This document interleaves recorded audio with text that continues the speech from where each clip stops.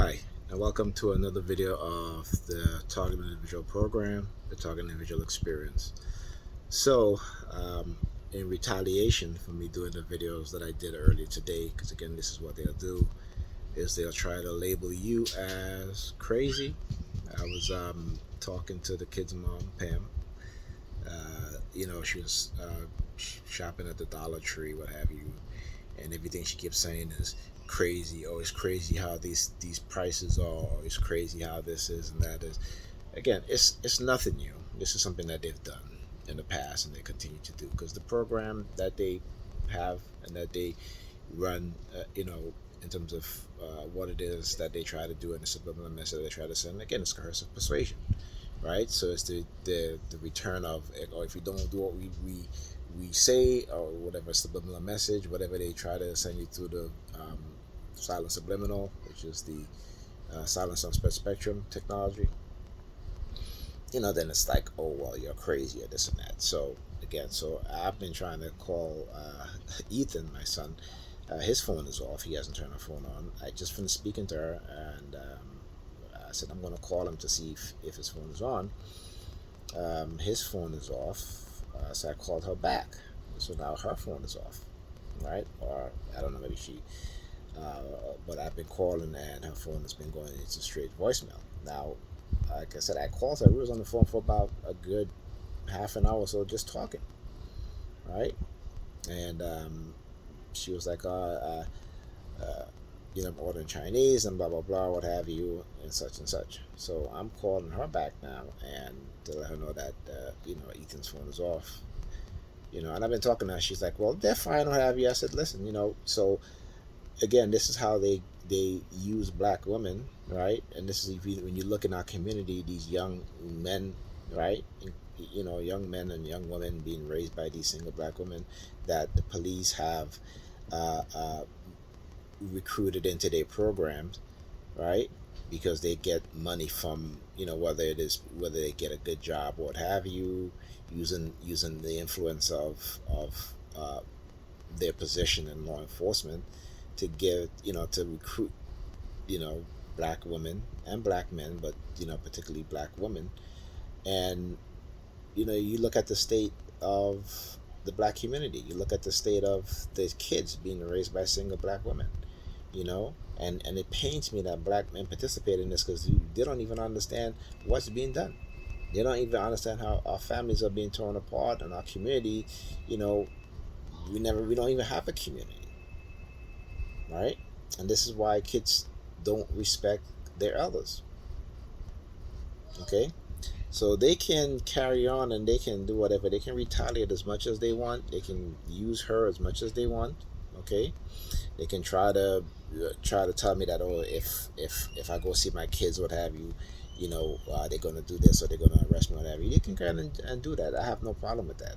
You know what I'm saying? But I know, I'll tell you what though, you're not going to try to manipulate me and threaten me into me not seeing my kids and being an active part of my children's life. You see, they know the outcome of what they do into our community, and just particularly our young people. They know that, including us when we were younger. Okay, they know that. All right, and we're just repeating the cycle over and over again. And now they've, how they're using us against each other. It's, and I understand how is it that we don't see that. I mean, I understand. But how is that we don't, that when you look around, you look at your community, how they are. I watch my family members and they raising young boys, and the young, they catching tantrums and throwing a fit and throwing themselves all over the place and this and that, and they're like, oh, you need to stop it, you need to stop it. No, if the father was there, just like when I'm there, I'm like, no, I'm like, you come here, sit down and be quiet. There's no need for you to be acting like this. And what do? These young kids, these young male kids, what do? They sit down, they calm down, okay? Because children need fathers, right? And they understand this. So what do? When they remove fathers out of children's lives, particularly what do the male children grow up to be? Highly emotional, having issues of not listening to older people, particularly men, because they see the women around them who are disrespectful to men, who are not around men, so they don't become respectful. They don't have that level of respect, and this is what's being done. So anyway, as I was talking on the phone with Pam, there was police sirens in the background, and this is when she started saying crazy this and crazy that. So obviously they, again, either sending threats to her about my kids and such. Okay, but that's not going to happen. And let me tell you something: if they continue to do it, or try to even use her to try to prevent me from seeing my kids, I'm gonna do what I did with my oldest and his mother. Okay, I went to court. I took her to court, and trust me, I have no problem doing that.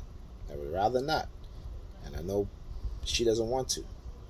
But if they're threatening her, and she's participating in this, willingly or unwillingly, that's my next step. And they know this. They know. And it's probably what they expect. But again, it's to try to get me in the court system so they can, again, try to harass and whatever, because, there's no cameras allowed in there, right? Your phone or what have you. But guess what? I'm going to still record because it's my right. I may not record within the courtroom, but I will record in the hallways as much as I want. Okay? So, like I said, whatever I say, I do.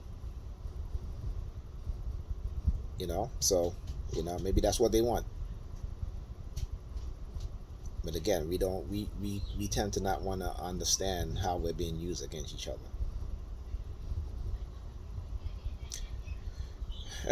But as a TI, it's a fight, it's a struggle, but it's one that I'm willing to endure because I am not about to let them. That's my niece's son running around, screaming up and down.